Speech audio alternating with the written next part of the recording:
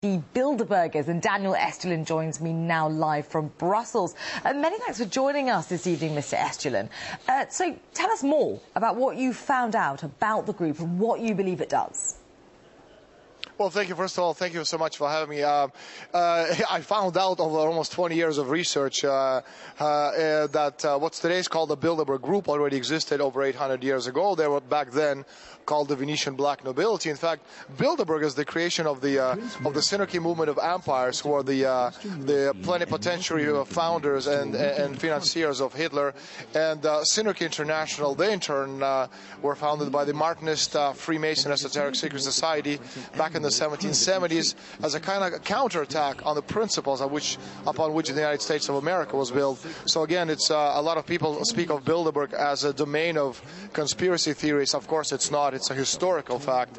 And again, what's today called Bilderberg 800 years ago existed. It was called back then the Venetian black nobility. So interesting to hear that background. But what is it that you believe the group actually does today? And what evidence do you have to back up your claims? Well, the interesting thing is that a lot of people believe that Bilderberg is about one world government or creating the new world order, especially people point out to speech made by George W. Bush back in the 1990s about the creation of one world government. It's not about that at all. It's a meeting of people who represent a particular ideology. That ideology is of money. So the idea is not to create one world government, but rather the creation of one world company limited, where the financial concerns of how more powerful than any government on earth. And we're seeing right now as evidence, very, very simple. We had to see in Europe, we had nation states. We had countries with our own constitutions, our own flags, our own currencies, our own monetary policies, and now we don't have any of that. The entire Europe is being led and directed through Brussels. In that sense, Spain, where I live, it has a currency. We lost it. We had a constitution. That's now subordinate to the European constitution. Spanish flag is no longer ours. It's the European flag with little stars. And of course, the monetary policy is decided somewhere else.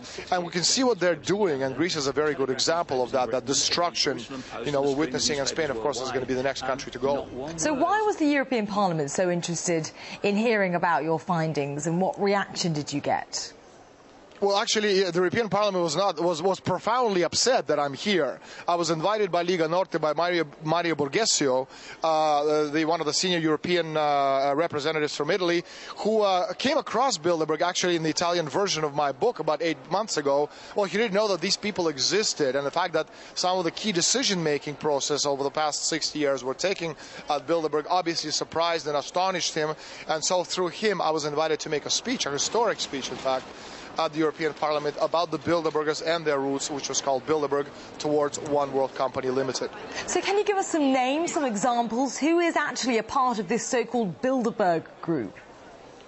Well, this is the old NATO alliance. So you're talking about the European presidents, Prime Minister of Canada, the sitting president of the United States, top 50, 60 CEOs of the world's leading corporations, American senators and congressmen, European commissioners, all of the European royalty, of course, is present. And finally, talking about as well the leading bankers, the International Monetary Fund, the World Bank, the European Central Bank, the World Bank, and finally they're joined, and we have a lot of noise. I hope you can still hear me.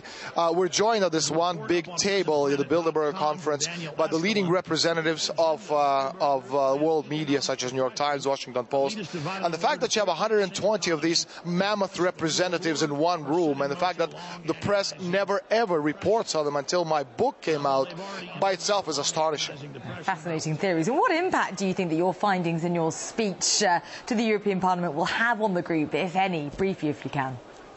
I'm sorry, you're going to have to repeat that, because, again, there's a lot of noise coming from people to my right. No, that's fine. Just very briefly, if you can, what impact do you think that your findings and your speech that you gave to the European Parliament will have on the group, if any? Well, I'm hoping it's going to be, an effect of an atomic bomb going off right in the middle of the parliament. Obviously not literally, but figurative. The point is that Borghesio, that's Lega Norte group, is getting hundreds of calls from curious Italian media representatives who actually have never heard of Bilderbergers themselves. And so they want to know exactly how the decisions made at this very private organization fit into the world scheme. And Russia, in this particular sense, is very much a part of it, or victim of it. as I reported back in 2005. By the summer 2008, Bilderbergers at their meeting talked about pushing the oil price to about $150 a barrel, and then they decided to push the oil price down, orchestrating it fall to about $30 a barrel, and it directly affects Russia because, again, China and Russia are the two main enemies of the people who are trying to create this one world government, and Russia having a lot of oil, if you can actually destroy the oil price and push it down, you're destroying Russia's economy. And China, on the other hand, which has no oil to speak of, anything you make requires a lot of oil, so by pushing the oil price, by orchestrating, the price at $147.50 a barrel, you're destroying the Chinese economy. So yes, Russia, is, needless to say, has been on the receiving end of the Bilderberger planning and scheming. Okay, fascinating theories and a frightening thought, a figurative atomic bomb taking off in the European Parliament today. Okay, for now, many thanks. That was investigative journalist Daniel Estulin.